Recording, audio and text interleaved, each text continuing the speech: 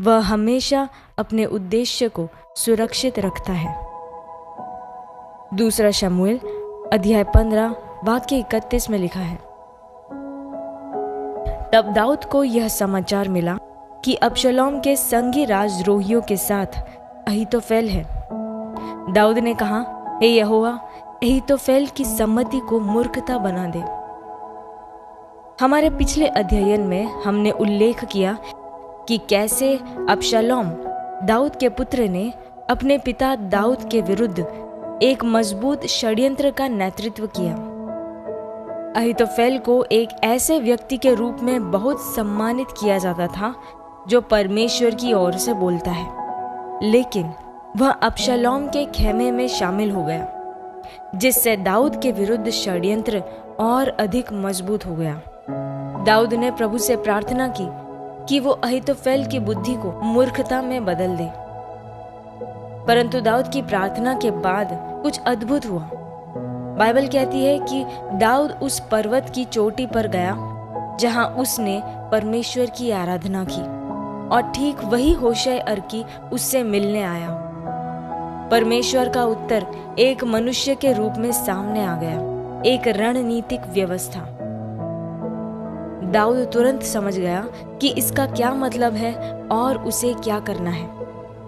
उसने होशे से कहा कि वह नगर लौट जाए और अबशलोम के सामने खुद को एक सेवक के रूप में प्रस्तुत करे, जैसे उसने दाऊद की सेवा की थी।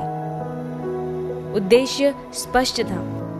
होशे को इस प्रकार स्थापित किया जाएगा जहां वह अबशलोम के खेमे में भीतर से अहीतोफेल की सलाह का विरोध कर सके और उसे हरा सके।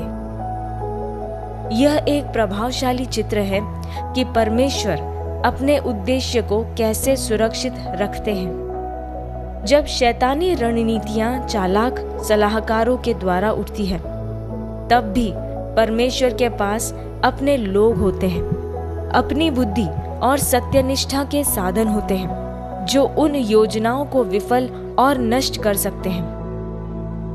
इस प्रकार यदि आप एक अगुवा हैं, तो यह मायने रखता है कि आपके मंत्रिमंडल या आंतरिक दायरे में कौन है जिसके पास पहुंच है और जो आपके निर्णयों को प्रभावित कर सकते हैं। वे ऐसे होने चाहिए जो सत्यनिष्ठा और सच्चाई के लिए आवाज बनकर खड़े हों। वे जो परमेश्वर के उद्देश्य को प्रबल करेंगे और हमारे संसार में निरंतर प्रबल होते रहेंगे।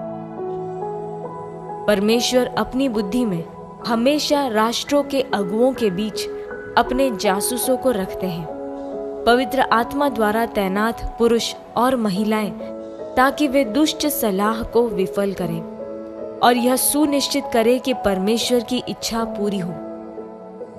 हमेशा प्रार्थना करें कि अगुआ इन पुरुषों और महिलाओं को पहचाने जिन्हें उसने रणनीतिक रूप से सत्यनिष्ठा को सुरक्षित रखने और राष्ट्रों में अपने उद्देश्य को आगे बढ़ाने में उनकी मदद करने के लिए तैनात किया है। हालेलुया। हम प्रार्थना करें। प्यारे पिता, जैसे आपके बच्चे सुसमाचार के सत्य को बनाए रखते हैं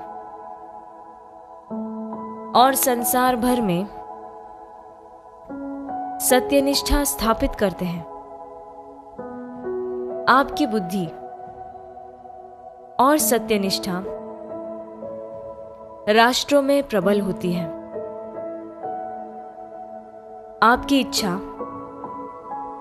पृथ्वी पर पूरी होती है और आपका प्रभुत्व